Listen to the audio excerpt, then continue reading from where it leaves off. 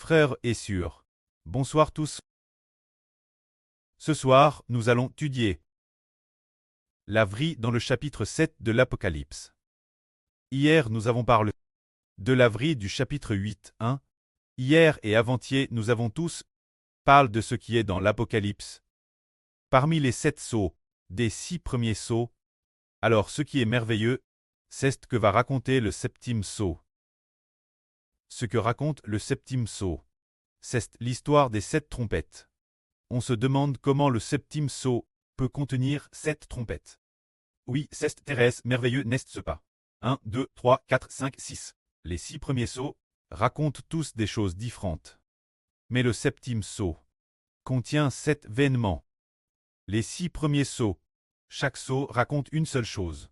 Mais le septième sceau raconte 7 choses.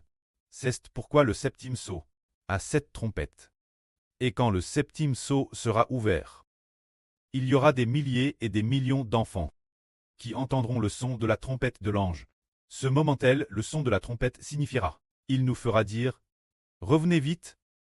Enfin, l'ivresse, c'est justement une chose dont nous avons parlé hier. En attendant que, en parlant de cela, l'âne de graisse de l'Éternel. Le septième sceau est ouvert, alors les 7 trompettes retentissent. La septième trompette, en attendant que la septième trompette retentisse, l'âne de graisse de l'Éternel sera arrive. Ainsi, les 6 premiers sceaux racontent 6 choses. Le septième sceau en raconte 7 au total. Alors, quand le septième sceau sera ouvert et que la septième trompette retentira, l'autorité de gouverner le monde le gouvernement qui dirige le monde sera devenu le royaume de Dieu et de son Christ. Mais avant le septième sceau, avant que la septième trompette ne retentisse, qui dirigeait le gouvernement du monde? C'était le diable Satan qui le dirigeait. Le diable Satan a toujours RNN, mais il est maintenant proche du moment où le Seigneur Christ ouvrira les sceaux, et proche du moment où les 7 trompettes sonneront du corps. C'est également proche. Alors plus le moment approche, plus le pouvoir de Satan devient instable. Et progressivement, Satan et les anges tous n'ont plus de paix. Leur pouvoir de domination s'affaiblit de plus en plus. Il va s'affaiblir de plus en plus, petit progressivement. Dans le ciel, quand il perdra son autorité, nous le verrons sur la terre, Satan et les anges tous perdent progressivement leur autorité. C'est pourquoi les nations et les peuples de la terre, les gouvernements terrestres, commencent à devenir instables. Nous comprenons aussi que, dans le ciel, la domination de Satan se fait, d'une part en dirigeant l'humanité par le pouvoir politique, et d'autre part en dirigeant l'humanité par l'économie. Et nous voyons maintenant que, quel que soit le pays, le pouvoir politique est instable, l'économie est en forte baisse. Quel pays a son économie aujourd'hui? Qui grimpe en flèche? Aucun. Pourtant, il y a 10 ou 20 ans, presque tous les pays, la politique était très stable, et l'économie était en plein essor. Mais maintenant, c'est différent. Aujourd'hui, l'économie de presque tous les pays est en baisse, et en gros, la population souffre d'un grave chômage, et nous voyons la politique de chaque pays. La politique n'est pas stable non plus. Des conflits sont sur le point d'éclater, et diverses divisions pourraient aussi apparaître TRS bientôt. Madame, le pouvoir de certains pays est DJ sur le point de changer de main. Tout cela montre que le pouvoir de Satan dans les cieux n'est plus stable. Son trône à DJ commence à vaciller. Se dire que Satan, son trône cleste vacille. Ainsi, pour toutes les nations et tous les peuples de Satan, la politique et l'économie commencent aussi à vaciller. Alors ensuite, nous allons voir le Seigneur Jésus-Christ ouvrir le septième sceau. Ce qui va se passer exactement. Frère Hébert disait tout l'heure que les 6 premiers sceaux du Seigneur Jésus racontent 6 événements. Chaque sceau correspond à un événement, mais lorsqu'il brise le septième sceau, il s'agit de 7 événements. Chacun de ces 7 événements est raconté par un ange qui sonne de la trompette. Se dire que pour le septième sceau, il y a 7 anges qui sonnent de la trompette. Donc, le septième sceau raconte 7 événements. C'est merveilleux. Le septième sceau raconte 7 événements. Lisons maintenant le premier passage du chapitre 8 de l'Apocalypse. Frère Hébert va lire. Quand l'agneau ouvrit le septième sceau, Il y eut dans le ciel un silence d'environ une demi-heure. Puis je vis les 7 anges qui se tiennent devant Dieu, et 7 trompettes leur furent données. Puis un autre ange vint, et se tint près de l'autel ayant un encensoir d'or. Il se tint près de l'autel, on lui donna beaucoup de parfums, afin qu'il les offre avec les prières de tous les saints sur l'autel d'or qui est devant le trône. La fume des parfums monta avec les prières des saints de la main de l'ange devant Dieu, et l'ange prit l'encensoir, le remplit du feu de l'autel, et le jeta sur la terre. Et il y eut des voix des tonnerres, des clairs et un tremblement de terre. Et les 7 anges qui avaient les 7 trompettes se préparent en sonner, c'est-à-dire que lorsque le livre dans la main du Seigneur Christ a déjà été ouvert, les 6 premiers sceaux, quand le 7e sceau est ouvert par le Seigneur, on découvre que le ciel devient silencieux. Pendant une demi-heure, tout fait silencieux. Pendant environ une demi-heure, juste après, on découvre que les 7 anges qui se tiennent devant Dieu reçoivent chacun une trompette, soit 7 trompettes en tout. Quand nous parlons de sonner de la trompette dans la Bible raconte que l'approche du jubile, on doit sonner de la trompette, l'approche du jubile. Les Israélites sonnaient de la trompette dans toutes les directions d'Israël. Ils sonnaient de la trompette partout, en disant que le jubile approchait, que l'âne prochaine serait le jubile. Ainsi cette année, ils sonnaient fort de la trompette. C'est-à-dire que l'âne du jubile. Chacun peut retourner dans sa propre propriété. Peu importe si auparavant, par exemple, les pauvres qui s'étaient vendus comme esclaves au jubile, ils retrouvaient leur liberté et ne seraient plus esclaves de madame. Ceux qui, cause de leur grande pauvreté, avaient vendu leurs terres des riches. Lorsqu'arrivait le jubile, ces terres devaient des mains des riches. Très restitue celui qui les avait vendus. Pourquoi en est-il ainsi? Parce que l'Éternel dit, le ciel et la terre appartiennent à l'Éternel. Toutes choses appartiennent à l'Éternel.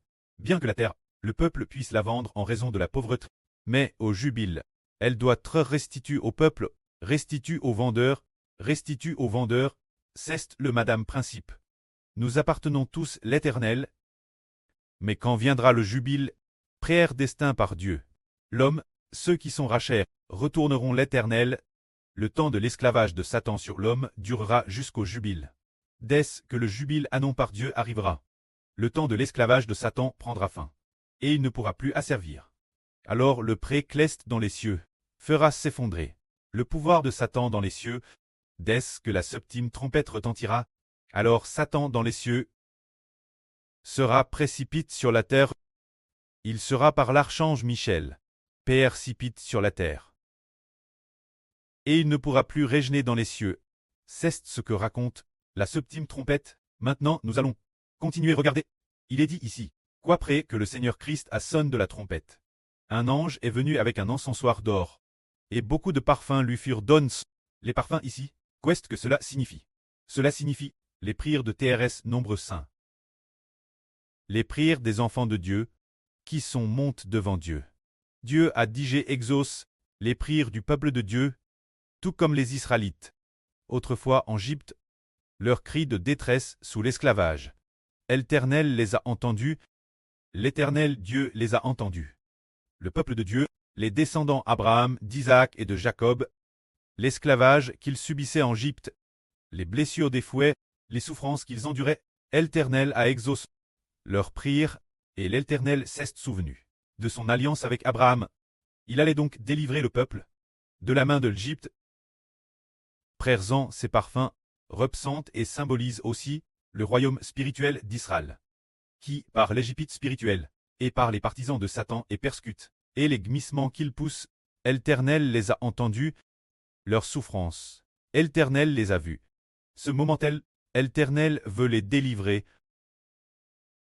de la maison de servitude des partisans de Satan, de la domination des anges tchous, pour les faire retourner au royaume de Dieu, retourner l'alliance que Dieu a conclue avec les frères Hébreux, se dire atteindre la mer de Ver Clest, et atteindre le paradis de la nouvelle terre. Alors ces anges apporte l'encens des prières du peuple saint, qui symbolise l'encens des prières du peuple saint, jusque Dieu. Ainsi Dieu a dit exauce les prières des enfants de l'Israël spirituel. Ce moment-tel, l'ange prit l'encensoir d'or, le remplit du feu de l'autel, et le jeta sur la terre. Ce qui signifie que Dieu a exaucé les prières du peuple de Dieu. Alors Dieu va se mettre en colère et va combattre pour Israël, combattre pour son peuple. Puis il y eut des coups de tonnerre, des sismes, des clairs, et des voix qui retentirent de ce moment-tel. Les 7 anges qui avaient les 7 trompettes, comme encre sonnée de la trompette, se préparent, PRTS en sonner, chaque fois qu'un ange sonne d'une trompette. Dieu attaque les nations de Satan. Et chaque fois qu'une trompette sonne, Dieu se souvient, je me suis souvenu de l'alliance avec mon Fils unique, Jésus-Christ. Le sang qu'il avait, je m'en suis souvenu, l'ange sonne de la trompette, pour que Dieu se souvienne du sang de l'alliance de son Fils, et qu'il se souvienne aussi de son serviteur, qui est aussi son fils, le frère Héber, des labeurs qu'il a endure. Chaque fois que l'Éternel entend le son de la trompette, il s'en souvient. Le précleste dit, il est mon fils Israël. Lui et ses descendants, dans le monde des hommes, ont travers de grandes souffrances. Je vais les sauver, pour qu'ils soient mon peuple, pour toujours et jamais. Je vais, pour toujours, habiter au milieu d'eux. Ainsi Dieu s'est déjà souvenu de l'alliance conclue avec le frère Héber, par le sang du pré le Seigneur Jésus-Christ. L'alliance conclue, il s'est aussi souvenu de sa promesse envers le frère Héber, et il s'est souvenu qu'il a mis le pré et l'esprit du Seigneur dans le frère Héber. Il s'est souvenu des descendants du frère Héber, si nombreux qu'on ne peut les compter. Le moment est venu de les guider. Ce moment-tel, Dieu est sur le point par ces 7 anges d'attaquer la terre, d'attaquer l'humanité, d'attaquer les ennemis d'Héber, d'attaquer les ennemis d'Israël. Le moment est venu de combattre pour Israël. Le moment de frapper les ennemis d'Israël est venu. Le moment de libérer Israël de la maison de servitude est arrivé.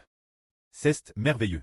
Quand nous parlons de ces choses, avec l'ancien Israël et ce qu'il a vécu en Égypte, il y a une similitude frappante. Mais maintenant, dans l'Apocalypse, il s'agit de l'Israël spirituel. Nos ennemis sont l'Égypte spirituelle, y compris la Chine et les autres nations païennes, qui appartiennent toutes Satan. Ce sont nos ennemis. Que la gloire soit rendue auprès et au Seigneur. Amen.